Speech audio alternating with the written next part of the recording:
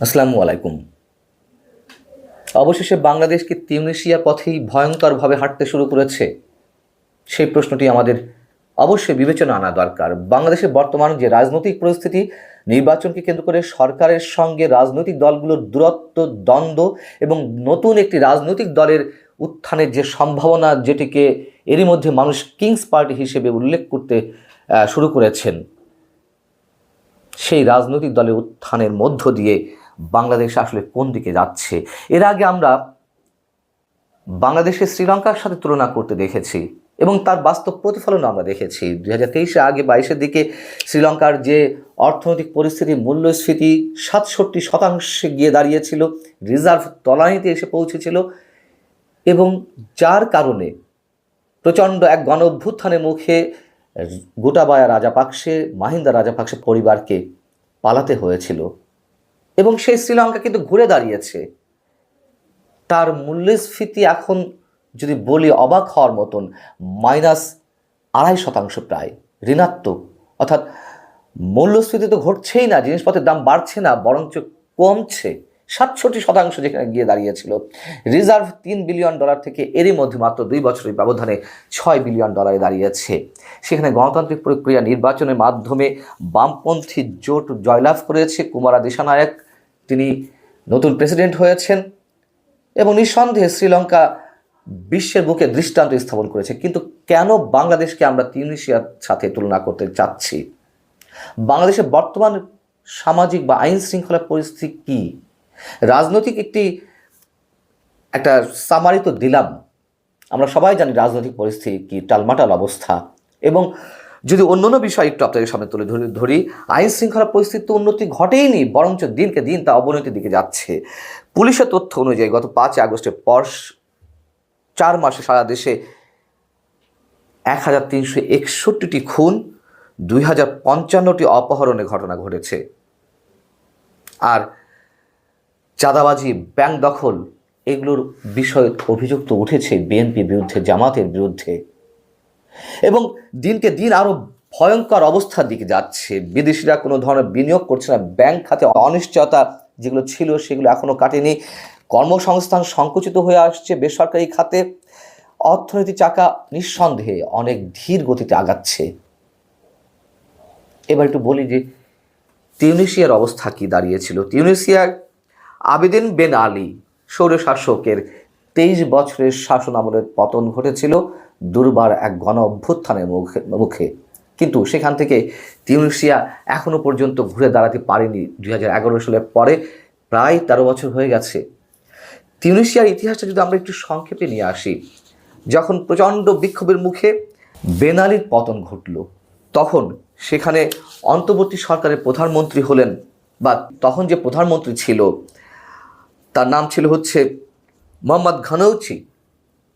তার নেতৃত্বে অন্তর্বর্তী সরকার গঠন হওয়ার পরে অস্থিরতা কাটল না। একের পর এক আন্দোলন, একের পর এক দাবি, ভয়ঙ্কর এক অস্থিরতার মুখে নতুন অন্তর্বর্তী সরকার গঠিত হলো সাইদ এসেবসির নেতৃত্বে। কিন্তু একই অবস্থা, তিনিও সামাল দিতে পারছিলেন না। একটা পর্যায়ে নির্বাচন দিতে বাধ্য হলো কয়েক মাসের মধ্যে, মোটামুটি 2-3 মাসের মধ্যে। তখন ইসলামপন্থী ইন্নাদে পার্টি ক্ষমতায় এলো। কিন্তু এই যে ইসলামপন্থী ইন্নাদে পার্টি ক্ষমতায় এলো, তাদের যে বিভিন্ন এজেন্ডা, তাদের যে বিভিন্ন ধরনের পদক্ষেপ, সেগুলো মানুষের কাছে পশ্চাদমুখী এবং প্রতিক্রিয়াশীল হিসেবে প্রমাণিত হলো। সেই ইন্নাদা পার্টির বিরুদ্ধেও দুর্বার আন্দোলন গড়ে উঠল। অবশেষে 2 বছরের মাথায় আবার একটি নির্বাচন হলো। 2014 সালে ক্ষমতা গ্রহণ করলেন নতুন প্রেসিডেন্ট সেই সাইদ এসেবসি। কিন্তু 2019 সাল পর্যন্ত তিনি ঠিকই ক্ষমতায় ছিলেন। তিনিও এক ধরনের স্বৈরতন্ত্র কায়েম করলেন। বিপ্লবের শুরুর দিকে যে টালমাটাল অবস্থা, টালমাটাল অর্থনৈতিক পরিস্থিতি, কোনো কিছুকে তিনি সামাল দিতে পারলেন না, বরঞ্চ সেগুলো উত্তরোত্তর বৃদ্ধি পেতে লাগলো। পরে ক্ষমতায় এলেন দুর্নীতি বিরোধী প্ল্যাটফর্মের জায়গা থেকে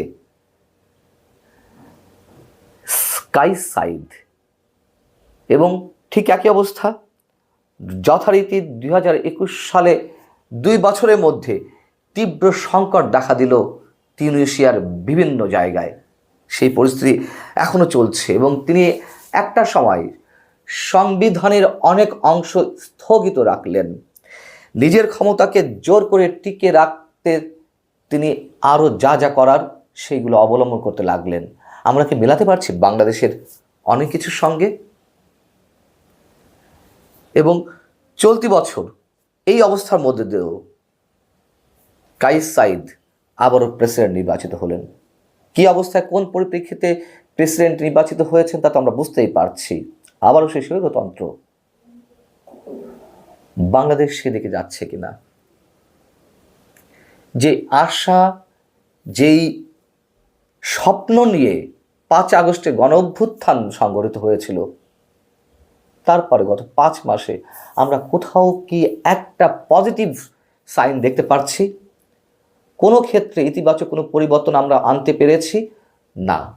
তিউনিসিয়ার দীর্ঘ ইতিহাসের যে সংক্ষিপ্ত বর্ণনা আপনাদের সামনে তুলে ধরলাম, তার থেকে কি অন্য পথে হাঁটতে পারছে বাংলাদেশ? রাজনীতি, ক্ষমতা, অর্থনীতি, সামাজিক অস্থিরতা, আমরা অনেকেই দেখছি যে তিউনিসিয়ার মতোই বাংলাদেশের অনেকখানি মিল রয়েছে। যে শ্রীলঙ্কার সাথে বাংলাদেশের তুলনা করা হচ্ছিল সেটি নেগেটিভ অর্থে, কিন্তু পজিটিভ অর্থে আমরা শ্রীলঙ্কার সাথে কোনো মিল খুঁজে পাচ্ছি না। শ্রীলঙ্কাতে কেন এগুলো সংগঠিত হলো? সেখানে রাজনৈতিক দলগুলোর কমিটমেন্ট ছিল। শ্রীলঙ্কাতে যে তরুণরা নেতৃত্ব দিয়েছিল, সেই তরুণরা যার যার কাজে ফিরে গিয়েছে। আমাদের দেশে, এই বাংলাদেশে 5 আগস্টে যা ঘটল, নিঃসন্দেহে ছাত্র জনতার সম্মিলিত আত্মত্যাগের মধ্য দিয়ে একটা অভ্যুত্থান সংঘটিত হয়েছে। কিন্তু সেই তরুণরা, সেই ছাত্রদের একটি অংশ, আমি সবার কথা বলবো না, তাদের মধ্যে আমরা উচ্চাভিলাষ দেখতে পাচ্ছি। এবং অপ্রিয় হলেও সত্য কথা, বাংলাদেশের মানুষের জীবনে যে অর্থনৈতিক নাভিশ্বাস উঠেছে, বিশেষ করে মূল্যস্ফীতির দিক থেকে, সেই সব জায়গায় কোনো ধরনের নজর না দিয়ে সবাই আছে রাজনীতিতে ব্যস্ত, সবাই আছে ক্ষমতা লাভের জন্য, ক্ষমতার চর্চার জন্য, কেউ প্রত্যক্ষভাবে, কেউ পরোক্ষভাবে। এবং সরকারের মধ্যে থেকেও আমরা যে ধরনের তাদের টার্গেট দেখতে পাচ্ছি, সেটাও খুব ভালো করতে কোনো ইঙ্গিত দিচ্ছে না। এবং আমাদের দেশে যে তরুণদের কথা বলছিলাম, যে ছাত্র নেতৃত্বের একাংশের কথা বলছিলাম, তারা নতুন রাজনৈতিক দল করবে, মানুষের, সাধারণ মানুষের কোনো ধরনের স্বস্তির কথা না ভেবে সবাই এখন প্রতিযোগিতায় ব্যস্ত। নিশ্চিতভাবে এখনও এই মুহূর্তে পর্যন্ত মনে হচ্ছে বাংলাদেশ তিউনিসিয়ার পথেই হাঁটছে। এবং আবারও সেই পুরনো কথা নতুন করে বলি, চেষ্টা করছেন আওয়ামী লীগকে অপ্রাসঙ্গিক করার, চেষ্টা করা হচ্ছে আওয়ামী লীগকে নিষিদ্ধ করার। এবং বিপরীতে যা দৃষ্টান্ত আমরা দেখছি, সব কিছুর মধ্য দিয়ে আমাদের ইতিহাস ঐতিহ্যকে মুছে ফেলার যে চেষ্টা, এর মধ্য দিয়ে যেই আওয়ামী লীগকে ফ্যাসিবাদ হিসেবে, স্বৈরাচার হিসেবে এখনো পর্যন্ত উপস্থাপনের চেষ্টা করা হচ্ছে, বা যদি ধরিয়ে নিয়ে সব কিছু সত্য, সেই আওয়ামী লীগকে বীর দর্পে ফিরে আসার সম্ভাবনার দুয়ারটি খুলে দিচ্ছে আমাদের সমন্বয়কদের একাংশ, তাদের বিভিন্ন বিতর্কিত কর্মকাণ্ডের মাধ্যমে। এ কথা আমি আরও 4 মাস আগে বলেছি, এখনও বলছি। আল্লাহ হাফেজ, ভালো থাকুন সবাই।